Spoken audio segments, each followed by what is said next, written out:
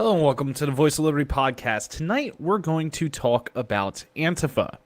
We're going to talk about Antifa because, of course, everyone on the right, and I mean the right in a very broad way, everybody on the right is very afraid of Antifa. And I have my ideas as to why they might be afraid of Antifa, and I also have my theories as to why certain groups of people are afraid of Antifa. So let's first talk about Antifa here, and let's dispel some common misconceptions as to what Antifa is. Now, people on the right, they often think of Antifa as some big national organization, international organization of leftists, communists, and all these preposterous ideas while not fully understanding what Antifa is. So, for anybody watching who has a misconception as to what Antifa is, I am going to clear that up real fucking quick right now. Antifa is a decentralized movement. That is it. It is an idea. It is a belief. It is decentralized. There is no organization. Yes, there may be people who have formed local chapters of Antifa, but in a general sense, it is a highly decentralized movement against fascism. Antifa dates back to the times when Nazis ruled Germany. Antifa has been around for a long time. This is not a new philosophy, but for many people on the right, this is a very new philosophy. And that's why I feel the need to talk about it.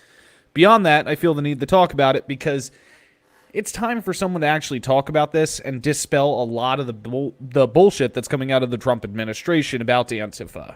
Now, first off, just understand, I am proud to say that I am anti-fascist. I take no shame in saying I'm anti-fascist, and no one should take shame in being anti-fascist, because being anti-fascist has been the American way for well over 100 years. That's how we are. That's what we've been. Now, of course, the Trump administration wants you to be fearful of Antifa. Trump administration wants you to think that Antifa is a bunch of terrorists, domestic terrorists specifically. They want you to have this idea that they are a bunch of anarchists and agitators. They want these trigger words to be used. They want these triggers to get you. Now, Antifa is not something to be afraid of if you're not a fascist. It's bluntly that simple. If you're a fascist, you should be afraid of Antifa.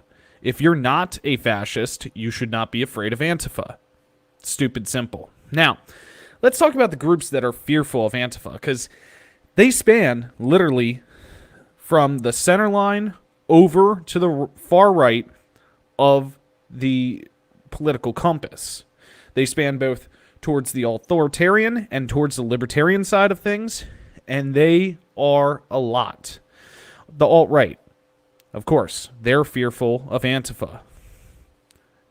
Neo-Nazis, they're afraid of Antifa. Racists, they're afraid of Antifa. Right libertarians are generally afraid of Antifa.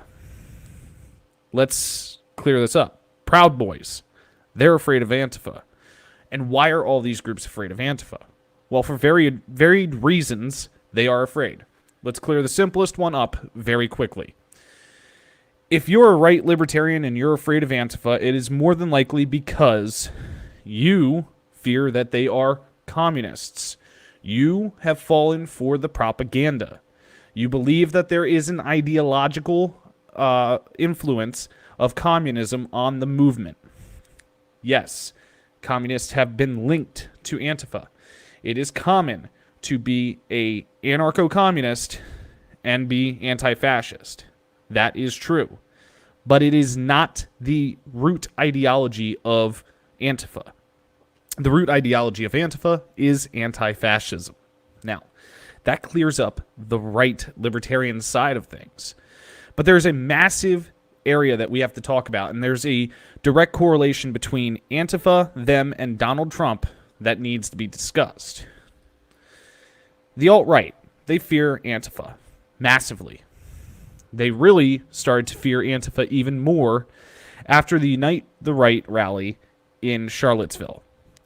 At that rally, Antifa showed its face, showed up, and said, "We are not tolerating this fascist speech. We will shut you down, and we will not take it."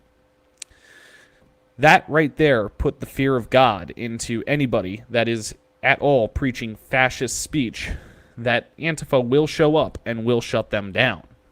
Now, their most prominent figurehead, Richard Spencer, he had a little bit of a run-in with an anti-fascist when he had his lights knocked out very momentarily during Trump's inauguration.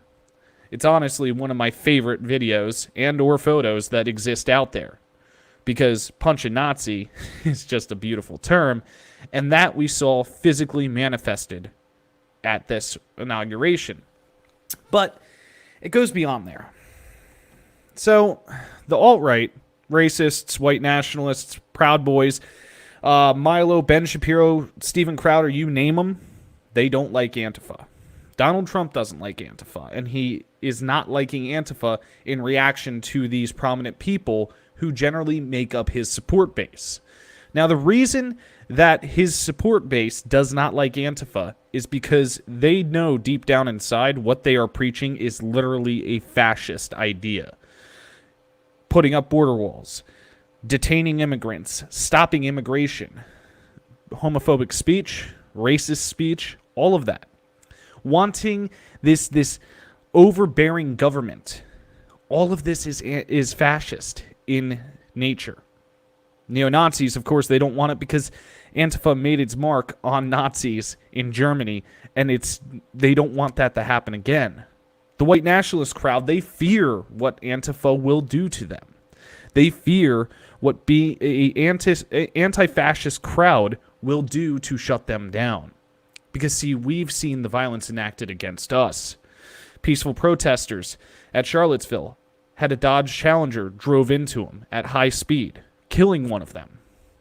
The Proud Boys have multiple times incited violence against people and then tried to claim that Antifa was the one creating the violence. We have seen it in Portland. We have seen it in the Chaz. We have seen it in other autonomous zones where people who are preaching fascist ideas show up, incite violence, and then blame it on Antifa. Antifa, in general, is a peaceful movement. It is a movement to maintain peace and individual liberty. It is a movement to maintain the rights and freedoms of others. And then the agitators, the true agitators from the alt-right, from Donald Trump's support base show up. This past weekend, I was in Doylestown, Pennsylvania at a wonderful Black Lives Matter rally. Now, everyone on my side of the street, the Black Lives Matter side, we all were standing in unity against the fascist and authoritarian state. We were standing in unity together to end systemic racism, and everything was beautiful. Then the Back the Blue crowd had some agitators appear within its mix. These agitators were working to turn the crowd violent. Now, I can say this with 100% confidence. Everybody that was on the Black Lives Matter side of things, we were anti-fascist. We stand against fascism. That was a root thing that united us. Because as we were standing for the rights of others, as we were standing to end systemic racism, we were also standing to end fascism and authoritarianism and totalitarianism in the United States. But see, there's always got to be that person that shows up to agitate. And while we were standing in Doylestown, a gentleman threw, or I can't say gentleman, an asshole threw the Nazi salute up, followed by a slur of racist speech. That's the agitator that I'm talking about. After he agitated those around him that were in his midst, that were a part of the Back the Blue and flying Trump flags, they suddenly started to defend him. They started to protect him. They started to not push him away. And in fact, they started to get really terse, really loud, and to a point, it looked like they were about to throw down on us who were being peaceful. The only thing we were trying to do was move the racist away. We were telling him, we were being loud, we were being a body of people saying that your racist speech and that Nazi salute do not belong here, and we will not tolerate it. I will say, if he had thrown, someone would have thrown back. But see, everyone that was around him, the Trump supporters, the Back the Blue people, they started agitating the crowd. They started getting slightly physical with us. They were trying to incite a fight. And this is why, whenever someone says that Antifa is violent, I always say, who initiated the violence? Because I can almost guarantee you that in 90% of the situations, I'd even go as far as to say 95% of the situations that there has been violence where Antifa exists, it was because someone on the right incited the violence.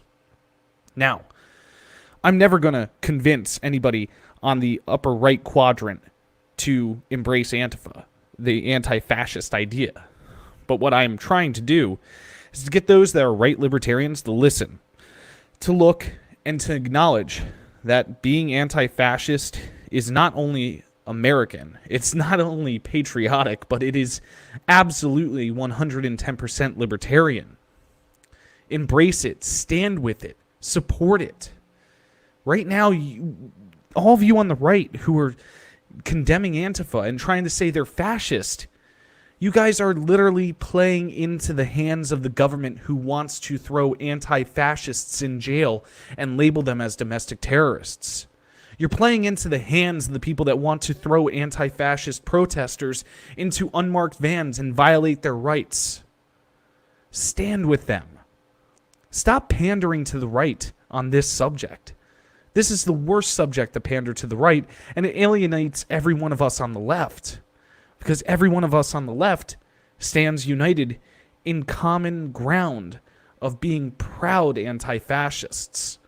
Because, believe it or not, the left has always been anti-fascist. It always will be anti-fascist.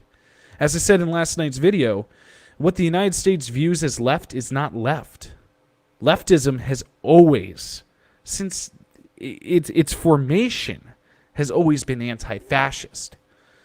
So to my brothers and sisters, my comrades on the left who are anti-fascist like me, keep it strong. Don't let the government scare you. Don't let them shut you down. Don't let them shut your speech down. We need to drive people like Richard Spencer, like the Proud Boys, like Milo, like Ben, like Steven Crowder.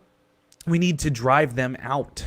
We need to make sure they understand that their fascist ideas aren't welcome here. And to everybody on the libertarian right, start supporting us and start defending us and start being a voice of liberty and awaken the voice of liberty that anti-fascist action is American.